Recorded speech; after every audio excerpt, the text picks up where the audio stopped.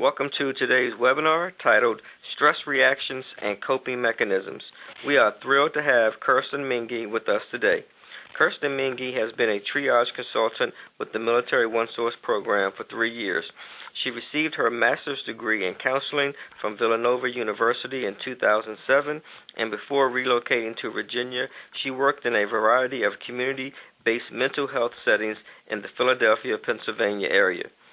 Most of Kirsten's past professional experience is in assessment and referral, crisis, and substance abuse.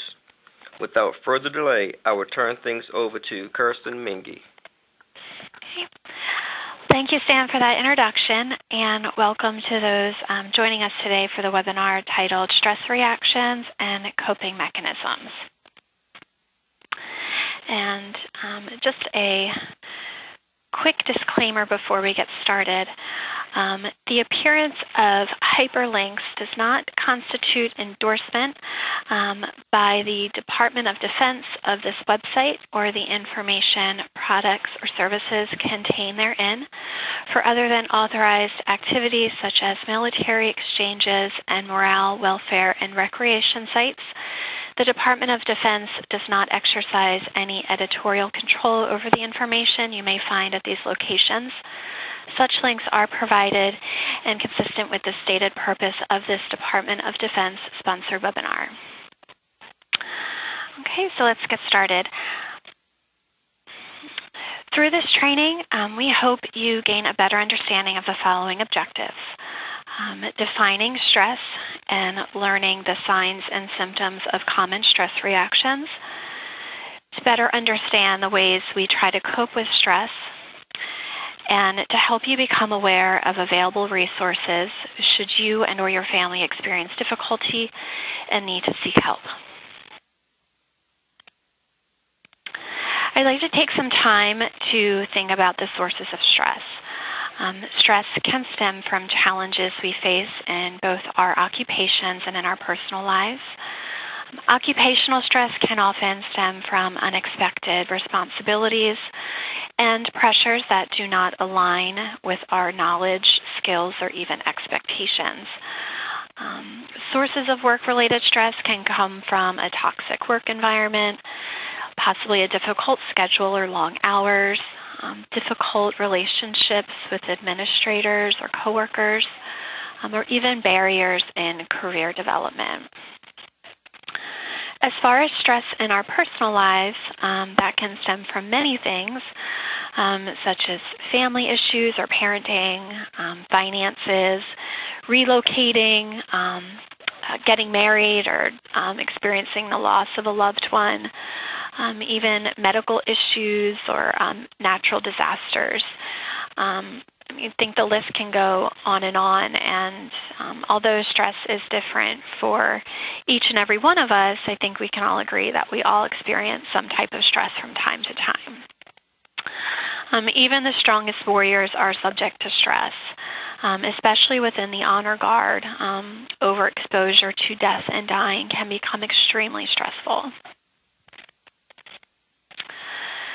So one of the primary roles for honor guard in the United States is to provide funeral honors for fallen comrades and to guard national monuments. It is understandable that due to just the nature of their job responsibilities that they are subject to various stressors. Some of them include scheduling. Honor Guard service members are often responsible for coordinating with various people and agencies for, in making arrangements. They also have to work within time constraints with little notice, and they're often subject to extensive travel. Funeral directors, honor guardsmen often serve as a liaison between the grieving family and funeral directors and their assistants. They're often working with, other organizations and agencies like veteran service organizations, Veterans Affairs offices, and just overall other military services or members. Due to the nature of their job responsibilities, honor guardsmen are often surrounded by grieving family members. Some honor guardsmen describe the handing over of the folded American flag to a grieving family member is the hardest part of their job. And you may imagine that having to do that while maintaining professional composure, while fighting any kind of personal emotions that they may be having, can be a really tough thing. Striving for perfection, Guard members go through extensive training. They have to tend to spend a lot of time tending to their uniforms. They must exhibit a very polished appearance. They demonstrate, synchronization of movement. Ultimately, they just really have to display the utmost professional demeanor during ceremonies.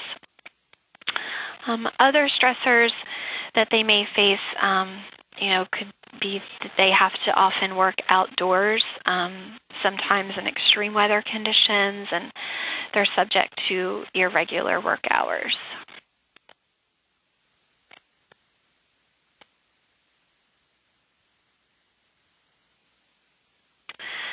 So being part of the Honor Guard can be one of the most rewarding jobs. However, as we just discussed, it can certainly have its own set of stressors. How a service member manages these stressors is a really important part of their own emotional well-being. Not having the skill set to effectively cope with some of these stressors can really have an impact on their own family unit.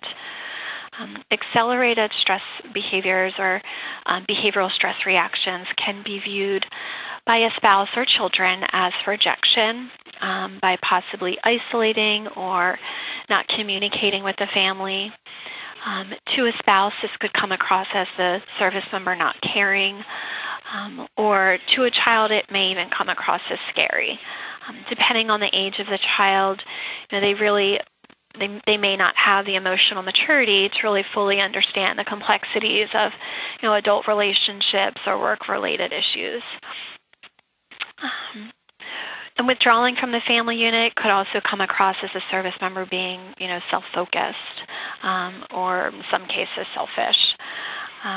Stressed spouses may easily misunderstand each other, which can lead to ongoing communication issues, increased arguing, or just an overall tense environment. Also, if there's any existing issues that were already, present in the relationship, whether it be related to intimacy or commitment or even money issues, those things can easily become exacerbated by the job-related stressors.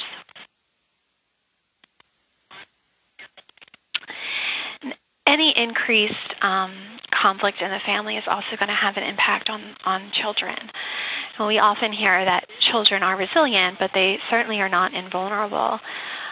Children tend to assume responsibility for family distress. They'll often blame themselves for any parental conflict.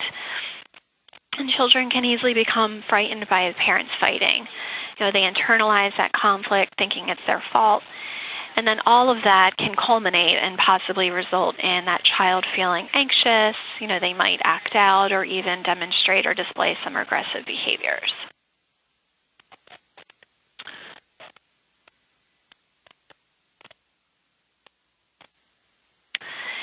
Single service members are at an even additional risk for handling stress. One reason is that they are often isolated and separated from family support.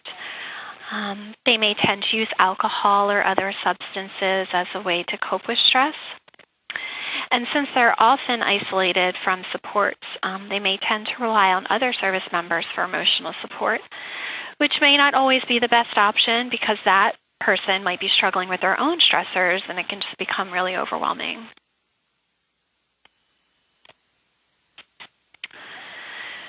So certainly, being able to identify stress symptoms can give someone a jump start on then managing them. However, it's often difficult to even pinpoint sources of stress. Especially today, people's lives are busy, and particularly within the military culture, service members are often trained to just kind of keep going and deal with problems. Also, identifying stress can be difficult because symptoms aren't always apparent. They can manifest themselves in very different ways. For example, effects of stress on the body can result in headaches or fatigue, sleep issues. Effects of stress on the mood can result in anxiety, irritability, or sadness. Then effects of stress on behavior can result in overeating or undereating, maybe anger outbursts, or even some substance abuse. Regardless of how the symptoms do manifest themselves, traumatic and or extremely stressful experiences can become really overwhelming if they are denied or just not dealt with.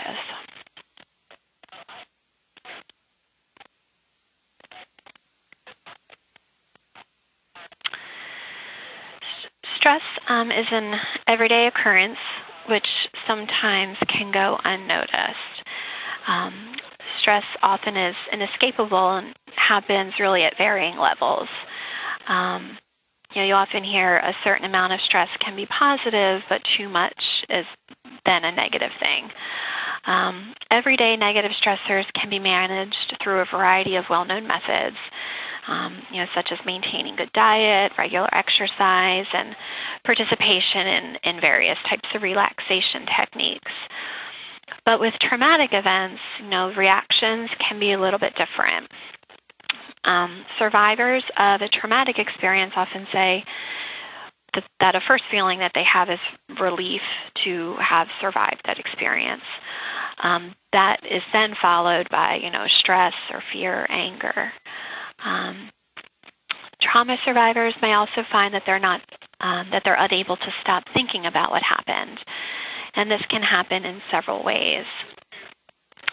Through recurrent and intrusive, distressing recollections of the traumatic experience, recurrent, distressing dreams of the trauma, having flashback episodes as if one is reliving the traumatic experience, or experiencing a surge of really unpleasant emotions when exposed to certain sounds, sights, smells, or even images that resemble parts of that traumatic experience.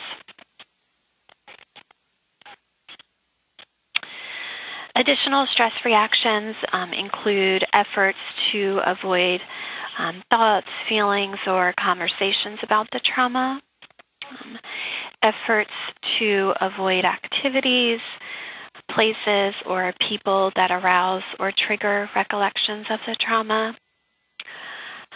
One may have difficulty recalling certain aspects of the experience. They may describe having an emotional numbing or detachment from others, struggling with feeling love or connectedness with others, or feeling hopeless of the future.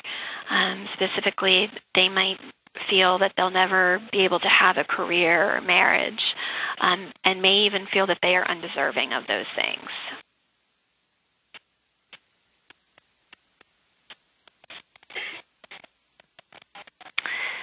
Stress reaction behaviors can include difficulty falling asleep, irritability or outbursts of anger, difficulty concentrating, hypervigilance or feeling on guard and constantly alert, and having exaggerated startle responses.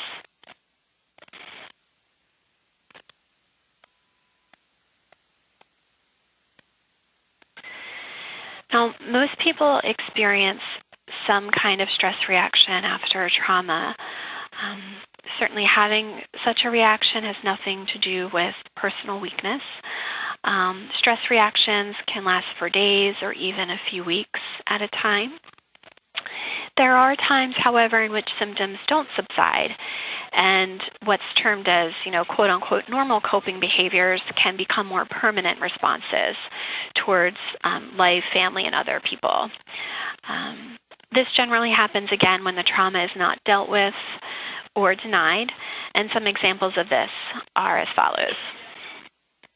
Self-protective anger can lead to violence to self or others. Hypervigilance can lead to chronic worry or anxiety. Protective withdrawal can lead to problems with emotional intimacy. And then what was temporary use of alcohol or engaging in sex or gambling as a way to cope can lead to more chronic and ongoing use.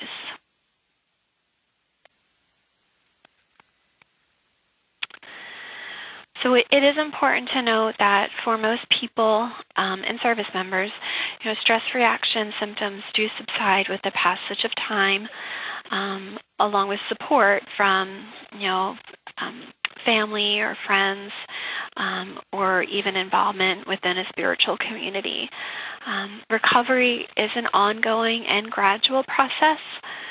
But if the symptoms do not subside and the stress starts to get in the way of your relationships or work or other activities, that's when you want to consider talking to a counselor or physician.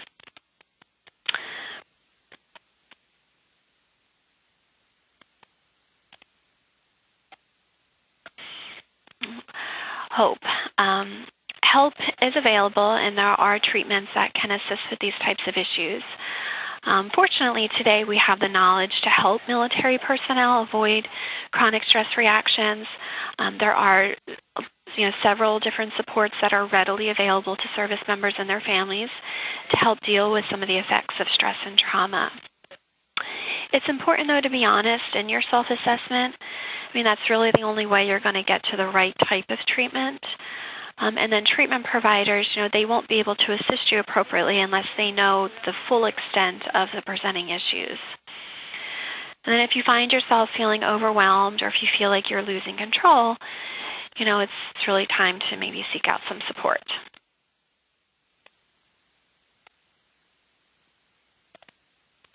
And so just to recap a few signs that may indicate your need to seek help. If you find the stress is impairing your daily functioning, personal or work life, if you feel you may be in a danger to yourself or others, or if you're using drugs or alcohol as a way to cope.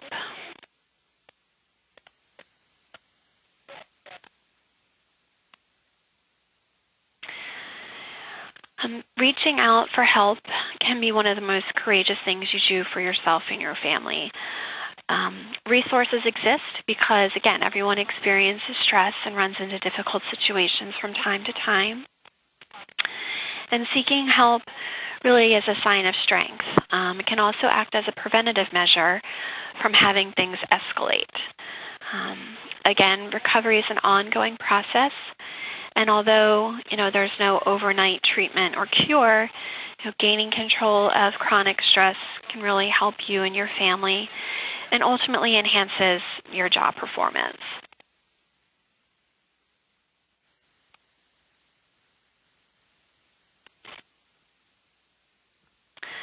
So as we conclude this webinar, just a few closing points to keep in mind. Chronic stress reactions affect the service member, the family, and their job performance. It's important to really take a self-inventory and to be aware of chronic stress reaction symptoms. Utilize support from family, friends, colleagues, and the spiritual community in times of need. And don't be afraid to seek help if symptoms persist.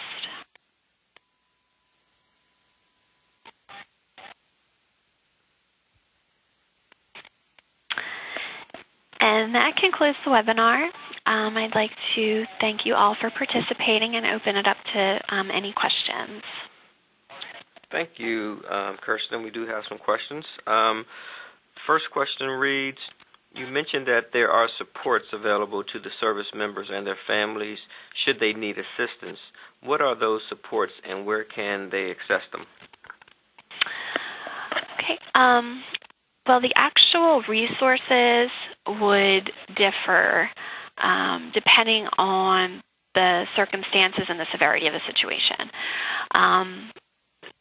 Certainly in an extreme situation, if there are any safety concerns, it would be important to have that person seek immediate help, whether it be through, the military treatment facility or civilian hospital or even a community-based behavioral health or crisis center. Otherwise, as the service member, and this is dependent upon their status, meaning if they're active duty, Guard or Reserve, they have access to a couple of counseling options through the military, such as base mental health or even a military family life counselor.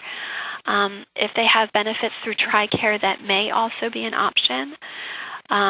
Chaplains are also a great resource for interim-based support.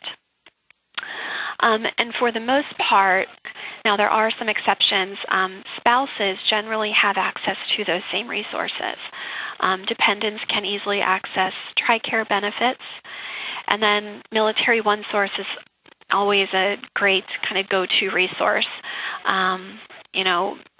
It's a 24-hour operation, and consultants are able to complete a screening with the service member or dependent over the phone, and really to make sure that, or in order to determine an appropriate type of counseling resource for them. Military OneSource also has the option of researching into other community-based supports depending on what the needs are of the family. Okay, great. The next question reads, you talked about normal stress reactions and stress reactions that were described as chronic. At what point is a normal stress reaction considered chronic? How would one know when things get to a level where professional help is needed? That's a really great question, but unfortunately, I don't think that there's really a definitive, black and white answer. I think it is really all relative to what the baseline behaviors are for that individual. If things are getting to a point where the stress is starting to have a negative impact on other parts of their life, such as work or personal relationships, or even impacting them on a physiological level, I think that would be indication that, help would be needed from an outside source. I think it's always helpful to err on the side of caution, to seek help from a professional, get their opinion. Again, depending on the issues at hand, someone may just need short-term counseling, or it could even range to them needing some specialized services, such as like substance abuse treatment. So to put it simply, I would say that something would be considered chronic if the symptoms are persisting or even worsening despite that person's efforts to utilize existing coping skills. Of course, it's all relative. Each person is different, and what works for one person may not work for another. So if there's any question, I think it would just be best to seek consultation. Okay, thank you. At this time, there are no other questions in the queue. So I would like to thank you for sharing your invaluable experience and expertise. Also want to thank our attendees for participating in today's webinar. And if you find yourself having questions after the webinar is over, please email moswebinars@militaryonesource.com, and I'll send the questions over to the presenter, and we'll get an answer back to you. This concludes today's webinar on stress reactions and coping mechanisms. Thank you all for attending, and have a great day.